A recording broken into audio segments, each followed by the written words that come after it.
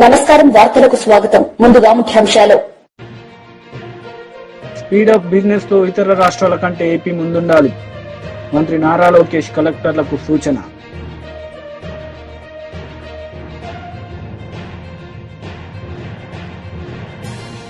మాజీ మంత్రి Harish Rao press meet CM Revanth రెడ్డిపై fire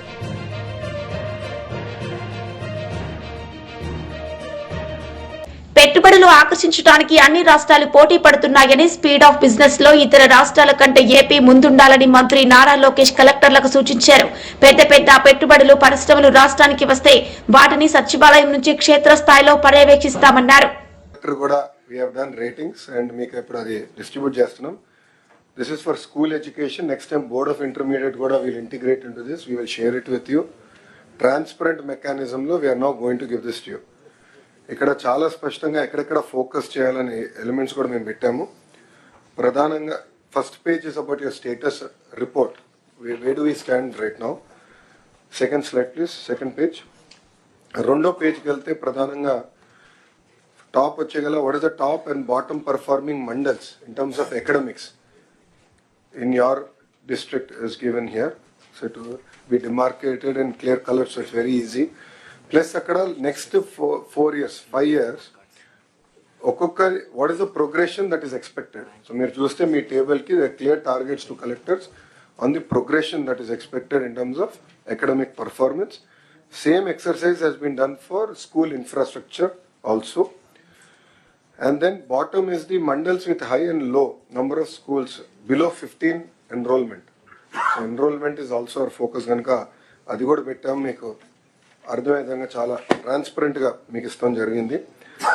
Last ki velte kuda meer chuste clear ga ikkada maniki dropouts ekkada unnaru. This is not dropouts, this is a drop box. No, it's not drop box, right? What do you call it? Drop box. Drop box లో convenient గా ఏం చేస్తున్నారంటే మాకు విద్యార్థులు ఎక్కడున్నారో మనకు తెలియాలండి. ప్రభుత్వ మన స్కూల్లో ఉన్నారా ప్రైవేట్ స్కూల్లో ఉన్నారని తెలియాల్సిన అవసరం ఉంది. కన్వీనియంట్ గా కొంతమంది పిల్లల్ని డ్రాప్ బాక్స్ లో పెడుతున్నారు. సో వాళ్ళు డ్రాప్ అవుట్ అవుతారో లేదో మాకు తెలియట్లేదు. సీఎం గారి డైరెక్షన్ నాకు no dropouts, 0 dropouts. అదంటే మేము చాలా సిస్టమేటిక్ గా ఆ డ్రాప్ బాక్స్ అనేది ఎక్కడ ఉండకూడదు. It should be clearly either in the private school all government school and the entire movement also should be clear. So ఇక్కడ ప్రధానంగా ఏంటంటే ఎక్కడెక్కడ మీకు ఫోకస్ చేయాలి, జెండర్ రిలేటెడ్ ఇష్యూస్ కూడా ఎక్కడెక్కడ మీరు ఫోకస్ చేయాలి, జెండర్ ట్రెండ్స్ ఎక్కడ ఫోకస్ చేయాలి, ఇదంతా కూడా మీకు ఒక రిపోర్ట్ కార్డ్ లాగా ఇచ్చాము. This and it will not change immediately. So next collector conference కనుక it will not change. But I request all collectors to focus on economics and infra and క్లియర్గా first next 100 days action plan ఏదైతే secretary గారు చెప్పారో అందరం కూడా దానిపైన చాలా focus చేయాలి. దీంతో పాటు my request is mid day meals quality.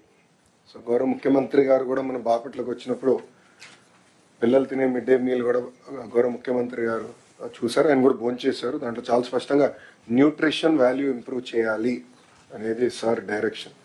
So మీకు వెసులుబాట కల్పించాం. లోకల్ మెన్యూస్ కూడా మీరు తయారు చేసినానికి గతంలోనే we did a huge programme around it. So please ensure that nutrition is maintained. And గౌరవ ముఖ్యమంత్రి గారు కూడా payments as far as mid day meal streamline చేయమని మాకు ఇప్పటికీ చెప్తాం జరిగింది. Coming to higher education, again major concerns are coming in terms of messes అంటే again food. So I request all collectors also to take it seriously. Know that Bharat గారు has also joined the team. He will also visit. I will also visit. I'm getting a lot of complaints in that area and we need to really fix it and set things right. Hostels kuda sanitation maintenance of hostels in higher education is also a major concern. Even Ram Charan ఉపాసన దంపతులకు గత ఏడాది June 20న clean కారా జన్మించింది.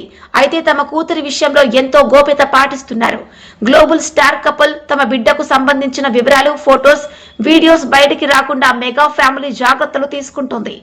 అయితే ఎట్టకేలకు mega princess clean కారా కొనిదెల ఫోటోను షేర్ చేసింది ఉపాసన రామ్ చరణ్. ఉపాసన దంపతుల గారాల పట్టి క్లీన్ కారా గుడికి వెళ్లింది. తన తాతయ్యతో కలిసి అపోలో ఆసుపత్రిలో ఉన్న శ్రీ వెంకటేశ్వర స్వామి ఆలయాన్ని దర్శించుకుంది. ఈ విషయాన్ని ఉపాసన సోషల్ మీడియా ద్వారా వెల్లడించింది. మాజీ మంత్రి జోగి రమేష్ మీడియా సమావేశం నిర్వహించారు. ఈ సందర్భంగా పలు అంశాలపై ఆయన మాట్లాడారు. ఈ సర్వశిక్ష అభియాన్ సమటువంటి మరి ఏదైతే వాళ్ళు 6-7 రోజుల నుంచి అమర నిరాదీక్ష చేస్తూ ఉన్నారో వారికి మేమందరం వెళ్ళి కూడా అన్ని జిల్లా హెడ్ క్వార్టర్లలో, అది కేవలం ఆదిలాబాద్ ఉమ్మడి జిల్లా హెడ్ క్వార్టర్లోనే వాళ్ళు చేస్తూ ఉన్నారు నిరాహార దీక్ష. దానికి బీఆర్ఎస్ పార్టీ సంపూర్ణ మద్దతు తెలియజేసినాం. అట్లనే మీరు కూడా రేపు వారికి గతంలో ఏదైతే ముఖ్యమంత్రి కాకముందు మరి రేవంత్ రెడ్డి గారు పిసిసి అధ్యక్షుని హోదాలో అది నల్గొండలో కానీ వరంగల్లో వాళ్ళ సమావేశానికి వెళ్ళి వారికి హామీ ఇవ్వడం జరిగింది.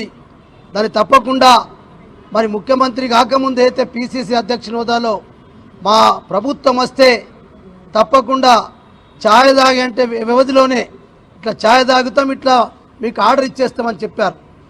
దాంతోపాటు ఇలా ఆశా వర్కర్ల పైన కూడా లోకల్లో జరుగుతున్నటువంటి వారిని మరి వాళ్ళు రావడం మా దగ్గరికి మరి జిల్లా పార్టీ అధ్యక్షునిగా మిగతా జిల్లాలకు కూడా వాళ్ళు వచ్చి మాకు వినతి పత్రాలు ఇచ్చారు. తప్పకుండా మీరు కేటీ రామారావు గారికి మీ పార్టీ పరంగా మాకు పూర్తిగా అసెంబ్లీలో లేవనెత్తాలి.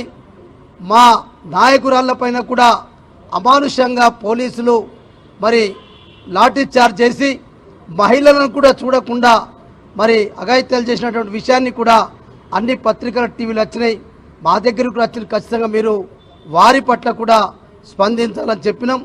అట్లనే ఆదిలాబాద్లో గతంలో మరి ఏదైతే మేము మరి అనేక సంవత్సరాల నుంచి అక్కడ సిమెంట్ ఫ్యాక్టరీ అయితేనేంది, రైల్వే గురించి అయితేంది, ఇవన్నీ కూడా గతంలో వీళ్ళు ఎన్నికలప్పుడు మరి హామీ ఇచ్చిండ్రు. వీళ్ళ చేతిలో లేకపోయినా మేము ఖచ్చితంగా రాష్ట్ర ప్రభుత్వం ఆధీనం తీసుకొని ఆదిలాబాద్ ఉన్నటువంటి సిమెంట్ కార్పొరేషన్ ఆఫ్ ఇండియా కానీ అట్లనే Armoor to Adilabad railway line కూడా తప్పకుండా కేంద్ర ప్రభుత్వం వాటా కట్టకపోయినా రాష్ట్ర ప్రభుత్వం మొత్తం కట్టి మేము చేస్తామని చెప్పి ఆనాడు ప్రతిపక్షం కాంగ్రెస్ పార్టీ హామీ ఇచ్చారు. కాబట్టి ఇవన్నీ చాలా ముఖ్యమైన సమస్యలు ఉన్నాయి.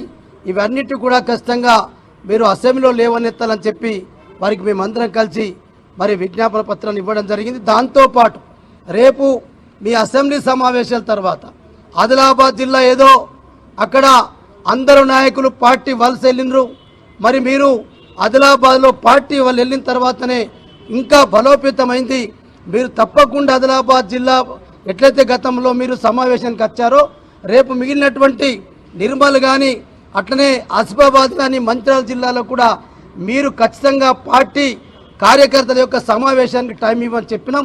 మా పార్టీ కార్యకర్తలు ఇక్కడికి రావడానికి సిద్ధంగా ఉన్నారు. మీరు దయచేసి మా జిల్లా హెడ్ క్వార్టర్లకు వస్తే ముఖ్యమైనటువంటి కార్యకర్తలతోటి నాయకులతోటి కూడా పెద్ద ఎత్తున సమావేశాలు పెడతాం. ఎందుకంటే ఇప్పుడు ఈ రైతు భరోసా, రైతు బంధు, మిగతా అనేకమైనటువంటి ఏదైతే మహాలక్ష్మి అన్ని 6 గ్యారెంటీలతో పాటు 420 హామీల పట్ల మేము రోజు జిల్లాల వారీగా కార్యక్రమాలు చేస్తా ఉన్నాం. మాజీ మంత్రి మెరుగు నాగార్జున మీడియా సమావేశం నిర్వహించారు. సందర్భంగా పలు అంశాలపై ఆయన మాట్లాడారు. పలుకుతారని అడుగుతా ఉన్నా. చివరికి అన్నా క్యాంటీన్లు చెప్తారు, సందాలు వసూలు చేసి భోజనాలు పెడతారు. అది కూడా భోజనం ఒకసారి వెళ్ళిన వాళ్ళు రెండోసారి తింటాకి వెళ్లరు. ఇది పరిస్థితి. దీనికి మేమేదో భోజనాలు పెడతా ఉన్నారని ఇంత దయనీయమైనటువంటి పరిస్థితిలో మీ పరిపాలన ఉంటే చివరికి పేదలు, వృద్ధులు, వికలాంగులు, వితంతువులు, మహిళలు పెన్షన్ ని దాదాపు 66,34,000 పెన్షన్లు మేము అప్పుడు ఇస్తా ఉంటే దాన్ని 63 లక్షలు కుదించారు. కలెక్టర్ కాన్ఫరెన్స్ లో స్వయాన మీ మంత్రి చెబుతున్నాడు 10 లక్షలు పెన్షన్లు తీసేయాలని. అంటే పేద ప్రజలు వీటి మీద ఆధారపడి బ్రతికే ప్రజల యొక్క పట్టుకొట్టానికినా? దానివల్ల దరిదాపు నెలకు దరిదాపు 400 కోట్లు మీరు కట్ చేయటం వల్ల డబ్బులు వస్తాయి. దీని మేర సంవత్సరానికి 4,800 కోట్లు మీరు మిగిల్చుకోవటానికి, అంటే పేద ప్రజలకు ఇచ్చే పెన్షన్ జగన్మోహన్ రెడ్డి గారు చాలా దాతృత్వంతో ఈ సమాజంలో ఉన్నటువంటి పేదల రకరకాలు వృద్ధులు, వికలాంగులు, మహిళలు, నిరుద్యోగులు, విధవరాండ్రు వీళ్ళందరికీ సహాయం చేస్తా ఉంటే వాటిని కట్ చేసి మీరు డబ్బు సంపాదించాలని చూస్తే ఈ సమాజం ఏమనుకుంటుంది, ఎక్కడికి పోతుంది, దానికి ఏం సమాధానం చెప్పగలుగుతారు? ఇదేనా పరిపాలన అంటే? మీరు ఇచ్చే ట్విస్ట్కి ఇదేనా అకౌంటబిలిటీ ఎక్కడుందని అడుగుతా ఉన్నా. ఈరోజు మీరు ఎన్నికల ముందు చెప్పారు, ప్రతి ఇంటికి వెళ్ళారు, సూపర్ 6 అన్నారు. మీ ఇంటికి ప్రతి ఇంటికి అది ఇస్తా, వచ్చిన వాళ్ళకి ఏజ్ని బట్టి మభ్య పెట్టారు. చివరికి స్కూల్కి వెళ్లే పిల్లలకు 15,000 రూపాయలు ఇస్తారంటే దాన్ని గాలికి వదిలేశారు. రాష్ట్రంలో దరిదాపు 83 లక్షల మంది పిల్లలుంటే ఏటా 12,450 కోట్ల రూపాయలు ఆ పిల్లలకు ఇవ్వాల్సి వస్తే మరి ఈరోజు ఒక్క పైసా ఇవ్వాల. ఇది పరిపాలన? ఇది ప్రజలను మోసం చేయటం కాదా అని అడుగుతా ఉన్నాం. ఇకపోతే ఈరోజు చూస్తా ఉన్నాం, రాష్ట్రంలో ప్రజలకు అన్నం పెట్టే రైతు సుభిక్షంగా ఉంటే ఆ రాష్ట్రం సుభిక్షంగా ఉంటుందని గొప్ప పరిపాలన చేసినటువంటి మహనీయుడు డాక్టర్ రాజశేఖర రెడ్డి గారు. మా నాయకుడు జగన్మోహన్ రెడ్డి గారు రైతు బాగుండాలని ఒక గొప్ప ఆలోచనతో ముందుగా వ్యవసాయ తరుణంలో 12,500 రూపాయలు ఇస్తారని చెప్పి 13,500 రూపాయలు ఇచ్చి వ్యవసాయ తరుణంలో రైతును సమాయత్తం చేస్తే అప్పుడు మీరేమన్నారు? లేదు జగన్ ఇస్తుంది 7,500, 6,000 రూపాయలు కేంద్ర ప్రభుత్వం ఇస్తుంది అన్నారు. సరే, ఇవి కాకుండా మీరు 20,000 రూపాయలు పంట వేసుకునేటప్పుడు ఇస్తారన్నటువంటి పరిస్థితి, కేంద్ర ప్రభుత్వం ఇస్తున్న డబ్బులు కాకుండా 20,000 ఇస్తారని ప్రజలను మోసం చేసి ఎన్నికలప్పుడు మీరు ఇస్తే ఈరోజు ఖరీఫ్ అయిపోయింది, రబీ అయిపోయింది, ఒక్క రైతు అకౌంట్ లో పైసా వేయిపోతే గిలగిలలాడిపోతా ఉంటే రైతు సంక్షేమానికి పెద్దపీట వేసినట్ట, వ్యవసాయం దండగాని చెప్పిన మీ మాటను నిలబెట్టుకున్నట్ట సమాధానం చెప్పమని అడుగుతా ఉన్నాం. అందుకనే ఈ రోజు రాష్ట్ర వ్యాప్తంగా ఏపీ ఇంటర్మీడియట్ పరీక్ష షెడ్యూల్ విడుదలైంది. వచ్చే ఏడాది మార్చి 1వ తేదీ నుంచి 19వ తేదీ వరకు ఇంటర్ మొదటి సంవత్సరం పరీక్షలు కొనసాగనున్నాయని విద్యాశాఖ తెలిపింది. అలాగే మార్చి 3వ తేదీ నుంచి 20వ తేదీ వరకు ఇంటర్ 2వ సంవత్సరం పరీక్షలు నిర్వహిస్తున్నట్లు తెలిపింది. సందర్భంగా పరీక్ష షెడ్యూల్ ను విడుదల చేసిన విద్యాశాఖ మంత్రి నారా లోకేష్ పరీక్షలు రాసే విద్యార్థులందరికీ ఆల్ ది బెస్ట్ చెప్పారు. TDP leader Marreddy Srinivasareddy media సమావేశం నిర్వహించారు. ఈ సందర్భంగా ఆయన మాజీ సీఎం జగన్ పై మండిపడ్డారు. నిజత్వాన్ని బయట పెట్టుకొని వాళ్లకున్నటువంటి గుణం ఏదైతే ఉందో ఈ రాష్ట్రంలో వ్యవసాయం పట్ల, రైతుల పట్ల వాళ్ళ ఆలోచన ఏమైతే ఉందో దాన్ని వ్యక్తీకరిస్తూ ఉన్నారు. అరేరే, నిన్న ప్రెస్ మీట్ పెట్టి వాళ్ళ ఆక్రోశం వెళ్ళగక్కుతా ఉన్నారు. వాళ్ళు కడుపు మంటని వెళ్ళగక్కుతా ఉన్నారు. వాళ్లే స్వయంగా చెప్తున్నారు, కడుపు మండిపోతా ఉంది, కళ్ళల్లో నిప్పులు పోసుకున్నట్టుంది, గుండె తరుక్కుపోతున్నట్టుంది, రైతులు ఇంత ఆనందంగా ఉండటం ఏంటి, ఇది మేము చూడలేకపోతున్నాము అనేటువంటి భాష వ్యక్తీకరిస్తూ ఉన్నటువంటి పరిస్థితిని మనం మీడియాలో చూస్తూ ఉన్నాం. విత్తనం నుంచి విక్రయం వరకు గత 5 సంవత్సరాలుగా విత్తనం నుంచి విక్రయం వరకు అడుగడుగున రైతును దగా చేసినటువంటి జగన్మోహన్ రెడ్డి ప్రభుత్వం ఈరోజు రైతులకు అన్యాయం జరిగింది, అన్నదాతకు అండగా ఉంటాము, అందుకని బజార్కు వస్తాము, 13వ తేదీన అన్ని జిల్లా కేంద్రాల్లో కూడా కార్యక్రమాలు నిర్వహిస్తామని చెప్తా ఉన్నారు. నిజంగా రైతుల దగ్గరకు పోయి ఈ మాట చెప్పి నీ పార్టీలో ఉన్న రైతులైనా సరే నువ్వు బజారుకు తేగలిగితే జగన్ రెడ్డి అండ్ బృందం గుడ్. కానీ గుర్తుపెట్టుకోండి, మీరు నిరసన కార్యక్రమం పేరుతోటి ఈరోజు రైతాంగానికి జరుగుతున్నటువంటి మేలుని ఆపటానికి ప్రయత్నం చేస్తే మీ మెడలో చెప్పులు దండలు పడటం ఖాయం. మీరు రైతుల దగ్గరికి వెళితే మీకు జరిగే సన్మానం అదే. దాన్ని గుర్తుపెట్టుకోండి. గత 5 సంవత్సరాలుగా రైతులు కోల్పోయినటువంటి, రైతులు నష్టపోయినటువంటి విషయాలు ఏవైతే ఉన్నాయో అవన్నీ తిరిగి ఈరోజు గాడిని పెట్టేదానికోసం కూటమి ప్రభుత్వం రైతు గెలవాలి, వ్యవసాయం నిలవాలి అనేటువంటి మహాసంకల్పంతో మాన్యశ్రీ చంద్రబాబు నాయుడు గారు ఏమైతే చేస్తూ ఉన్నారో, రైతుని రాజుగా చూడాలి అనేటువంటి సంకల్పం ఏదైతే ఉందో, విజన్ 2047లో ఆ డాక్యుమెంటరీలో రైతాంగం యొక్క ఆలోచన ఏ విధంగా ఉందో, రైతాంగం పట్ల ప్రభుత్వం యొక్క ఆలోచన ఏ విధంగా ఉందో తెలియజేసేటువంటి పరిస్థితి, పరిణామం నడుస్తూ ఉంటే ఈరోజు రైతాంగాన్ని ఆ నష్టపోయినటువంటి వాటిని తిరిగి పూడ్చేటువంటి క్రమం ప్రారంభిస్తూ ఉంటే మాజీ మంత్రి హరీష్ రావు మీడియా సమావేశం నిర్వహించారు. సందర్భంగా సీఎం రేవంత్ రెడ్డిపై విమర్శలు చేశారు.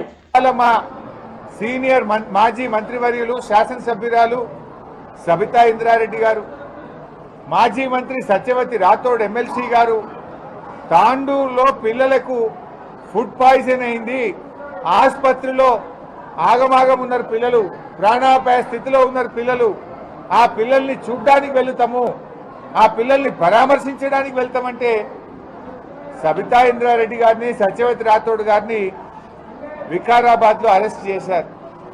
అంత మంచిగా ఉంటే అరెస్ట్లు ఎందుకు అంటున్నా.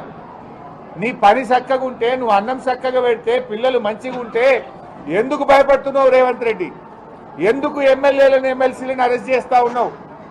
ఆమె ఆ జిల్లా మంత్రిగా 15 ఏళ్లు పనిచేసినటువంటి సీనియర్ నాయకురాలు, రంగారెడ్డి జిల్లా వికారాబాద్ వాస్తవ్యురాలు సబితా ఇంద్రారెడ్డి గారిని కూడా నువ్వు స్కూల్కు పోనీయా, హాస్టల్కి పోనీయా అని అరెస్ట్ చేస్తావా?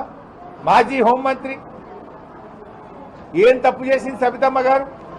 నీ తప్పులు ఎత్తి చూపుతుందనే కదా నీకు భయం, నీ లోపాలు బయటపడతాయనే కదా నీ భయం. ఆ పిల్లల తల్లిదండ్రులతోనో పిల్లల్ని కలిస్తే అన్ని సంగతులు బయటకు వస్తే నీ ఇజ్జత్ పోతుందని నువ్వు వాళ్ళని అరెస్ట్ చేస్తున్నావు. అరెస్టులు కాదు పరిష్కారం. పిల్లలకు కడుపు నిండి అన్నం పెట్టు, మెస్ బిల్లులు విడుదల చేయి, పిల్లలకు రావాల్సినటువంటి షూస్ కానీ, బట్టలు కానీ, ప్లేట్ కానీ, గ్లాస్ కానీ, బాక్స్ కానీ, స్వెటర్లు కానీ, బ్లాంకెట్లు కానీ విడుదల చేయి. అవుట్ సోర్సింగ్ ఉద్యోగులకు వెంటనే వేతనాలు ఇవ్వు. చాలా చోట్ల కిరాయిలు రాలేదు. ఎస్సీ గురుకుల పాఠశాలలకు ఏడాదిగా ఇంతవరకు కిరాయిలు కూడా రాని పరిస్థితి ఉన్నది. వాటి కిరాయిలు వెంటనే చెల్లించండి, లేదంటే మొన్న మైనార్టీ స్కూళ్లకు తాళాలు వేసినట్టు ఓనర్లు ఎస్సీ గురుకులాలకు కూడా తాళాలు వేసే ప్రమాదం ఉన్నది. నువ్వేమన్నావు? విద్యాశాఖ నా దగ్గరనే ఉన్నది, బాగా ఉద్ధరిస్తా అన్నావు. విద్యాశాఖ నీదే, సాంఘిక సంక్షేమ శాఖ నీదే, గిరిజన శాఖ నీదే, మైనార్టీ శాఖ నీదే. అన్ని శాఖలు నీ దగ్గరనే ఉన్నాయి. నీ దగ్గర ఉన్న శాఖల్లోనే ఇంత అధ్వాన్నమైనటువంటి పరిస్థితి ఉన్నది. ఏమైనా రేవంత్ రెడ్డి ఒక్కనాడు ఒక హాస్టల్లో పోయి బుక్కడి అన్నం తిన్నావా? ఒక ఎస్సీ ఎస్టీ హాస్టల్కి పోయి పరామర్శించినావా? నీకు టైం దొరుకుతుందా? రేవంత్ రెడ్డి గారు ఆ రోజు ప్రతిపక్షంలో ఉన్నప్పుడు తెగ రెచ్చిపోయి మాట్లాడినావు. మరి అలా కుర్చీలో కూర్చోగానే, గద్దెనెక్కంగానే మా ఎస్సీలు, మా ఎస్టీలు, మా బీసీలు, మా మైనార్టీలను ఎందుకు మర్చిపోయినావు అని అడుగుతా ఉన్నా. నువ్వే ముఖ్యమంత్రివి, నువ్వే ఆ శాఖ మంత్రివి, అయినా ఆ పిల్లల్ని పట్టించుకోక పిల్లల్ని గోస ఉంచుకుంటా ఉన్నావు. నేను ఇప్పుడు పిల్లల్ని అడిగిన, ఆదివారం నాడు ఇడ్లీ పెడుతుండ్రు కానీ చట్నీ పెట్టలేరు సార్, ఉత్తదే సాంబార్ పోస్తుండ్రు అన్నారు. వార్డెన్ ఏమని అందామంటే ఆల్రెడీ 6 నెలలు ఉద్దరలు నడుపుతున్నాడు ఆయన. నేనేమనాలా వార్డెన్? 6 నెలలు ఉద్దరల సంసారం నడిపి సొంత పైసలు పెట్టిన వార్డెన్ నేను ఏమని అనాలి? తప్పు ప్రభుత్వం దగ్గర ఉంది, తప్పు రేవంత్ రెడ్డి దగ్గర ఉన్నది. ఇవాళ ఉద్యోగులను ఎందుకు బలి చేయాలి? ఉద్యోగులు ఏం తప్పు చేసినారు?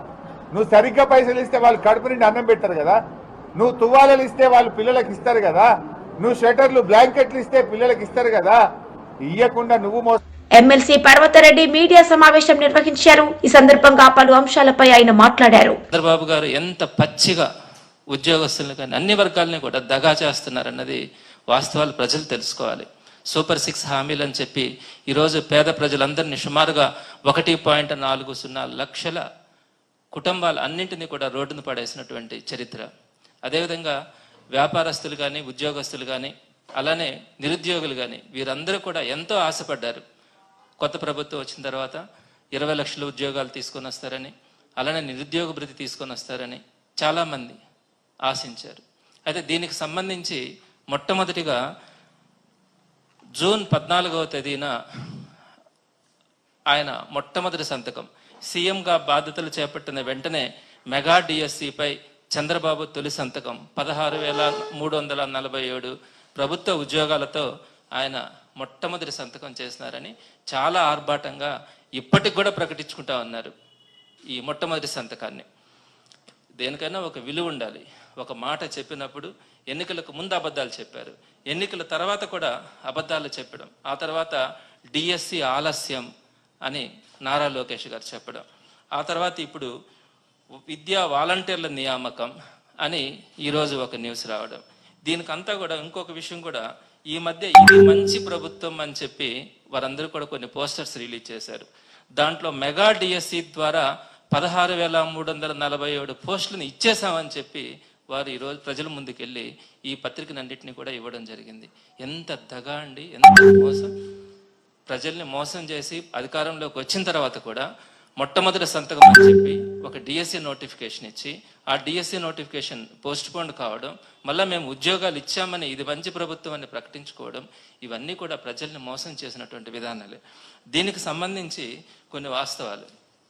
ఒకటి, జూన్ 14వ తేదీన మొట్టమొదటి సంతకం మెగా డిఎస్సి పేరు మీద 16,347 పోస్టులకి చంద్రబాబు నాయుడు గారు సంతకం పెట్టడం జరిగింది.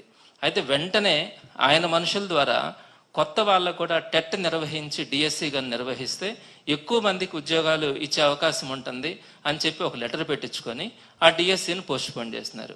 అయితే ఇక్కడ మీకు ఒక విషయం తెలియాలి, జగన్మోహన్ రెడ్డి గారు ఫిబ్రవరిలోనే టెట్ నిర్వహించి ఈ వీళ్ళ గవర్నమెంట్ వచ్చిన తర్వాత జూన్ 25వ తారీఖున మనకు టెట్ రిజల్ట్ వచ్చింది.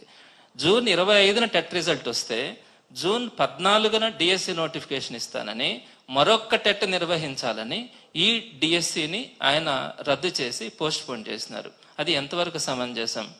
ఆ తర్వాత సరే మరలా టెట్ నిర్వహించడానికి మరలా ఫిబ్రవరిలో మరలా ఆయన అక్టోబర్ 4వ తేదీన ఒక నోటిఫికేషన్ ఇవ్వడం, దానికి సంబంధించి నవంబర్లో రిజల్ట్ వచ్చింది. నవంబర్ 4వ తేదీన, నవంబర్ 4న రిజల్ట్ వచ్చిన తర్వాత నవంబర్ 6న మరలా డిఎస్సి నోటిఫికేషన్ ఇస్తామని చెప్పారు. అయితే ఆ వెంటనే మరలా ఎస్సీ వర్గీకరణ బిల్లు అడ్డంగా చూపించి మరలా డిఎస్సి నోటిఫికేషన్ పోస్ట్ పోన్మెంట్ అన్నారు. ఎప్పటి వరకు పోస్ట్ పోన్ చేస్తారు అంటే అది చెప్పలేము, దాని మీద ఒక కమిటీ వేస్తా ఉన్నాము, ఈ కమిటీ నివేదిక వచ్చిన తర్వాత ఈ డిఎస్సి నోటిఫికేషన్ వేస్తామన్నారు.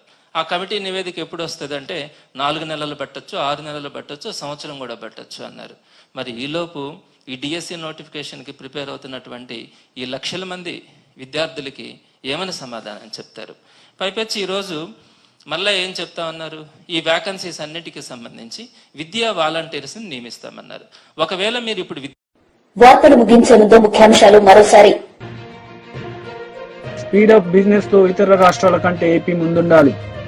మంత్రి నారా లోకేష్ కలెక్టర్లకు సూచన.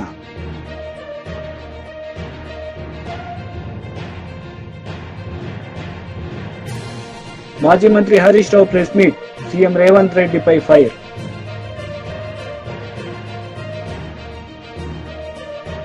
వార్తలు ఇంతటితో సమాప్తం. తిరిగి ప్రసారమయ్యే వార్తల్లో మళ్ళీ కలుద్దాం. అంతవరకు సెలవు. నమస్తే.